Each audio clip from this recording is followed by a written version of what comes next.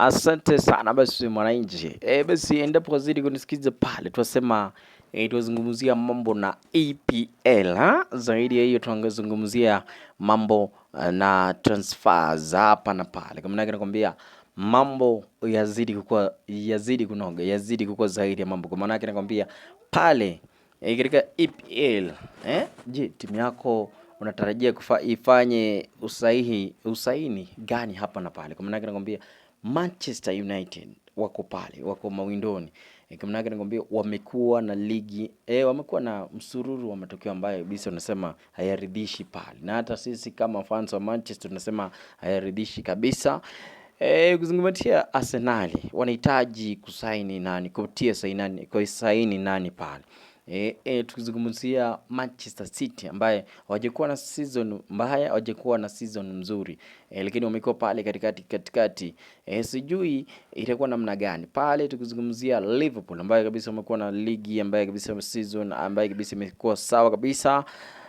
Tusema wanahitaji nani kuongeza pale. Tukizungumzia Tottenham ambaye wamekuwa na season ambayo kabisa tunasema ni mbaya zaidi. Hakuna season nyingine imelinganishwa na hiyo. Zaidi hiyo nakwambia tunazungumzia Nottingham Forest ambaye kabisa wamekuwa na season ambayo kabisa tunasema ni season nzuri. Wamekuwa na season nzuri kabisa. Tukizungumzia Manchester United, kwanza kabisa pale central defense pale tunasema Manchester United central defense pale katikati, midfield pale striking wanahitaji kuongeza mtu pale. Nimeona pale mawindoni wamemwangalia pale Dilap ni mchezaji mzuri, bali kwa sasa itakuwa ni mzigo tumeitwika kwake zaidi pale tunasema Dilap. Anyway, akikuja Manchester akitia bidii mambo itakuwa sawa.